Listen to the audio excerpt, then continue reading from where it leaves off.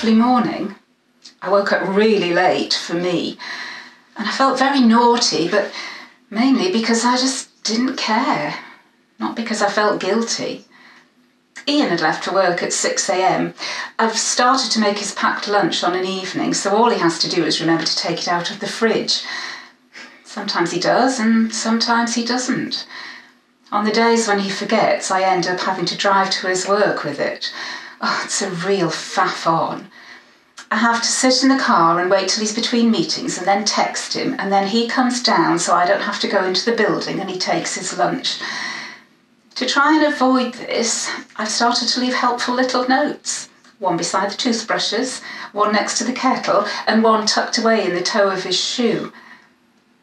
One day, a day when he'd forgotten his lunch, I found the shoe note tucked away in his shoe when he came home.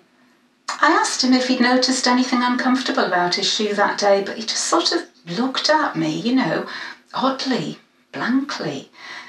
I told him that the note had been there all day, but he still just looked at me blankly.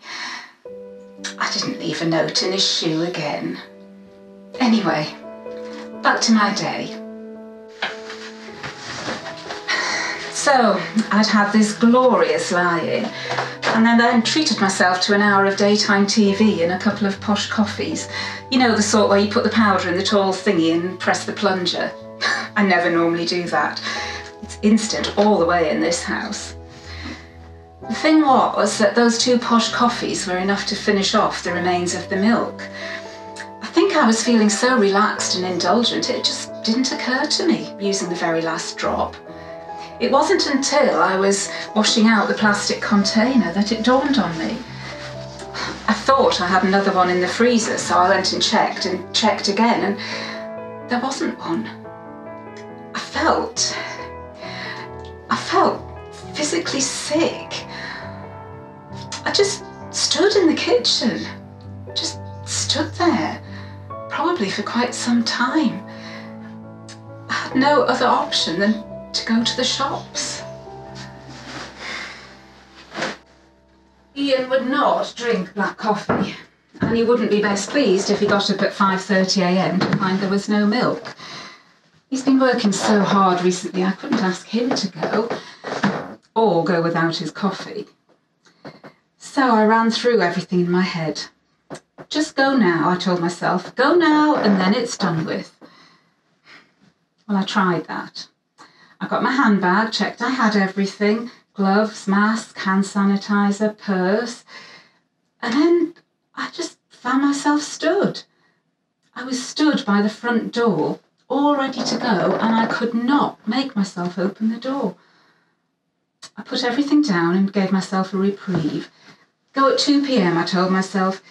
It'll be quieter after the lunchtime rush.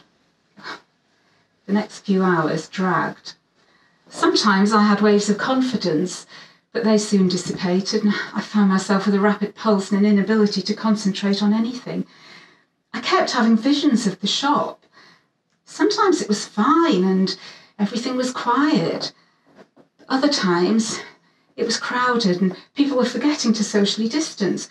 One woman stood right next to me and she reached for the same block of cheese as me. Our hands actually touched. She glared at me, but she didn't even apologise, and it was obviously her fault because I was there first. And heart rate's gone up again.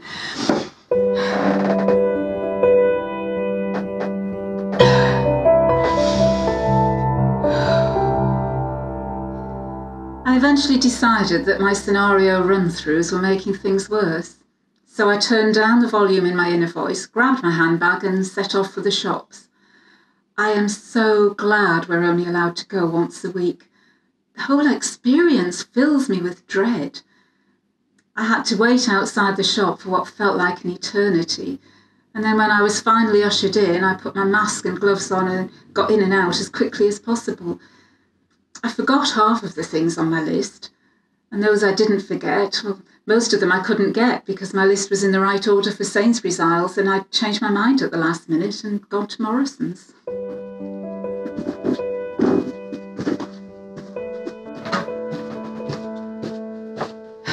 I was so relieved when I finally got home.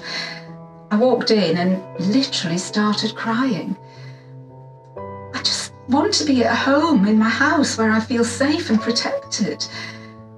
I don't know how to explain it really. I guess that when I'm outside, I feel as though I'm at risk of being attacked by this silent, invisible killer. I mean, how do you defend yourself against that? I think my girlfriends understand. We have a video call some nights and it's fun. It helps me block out my worries.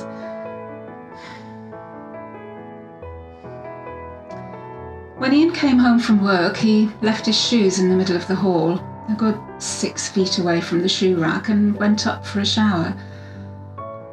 I didn't even hear he'd come back down till he started shouting from the kitchen, complaining that there was no food.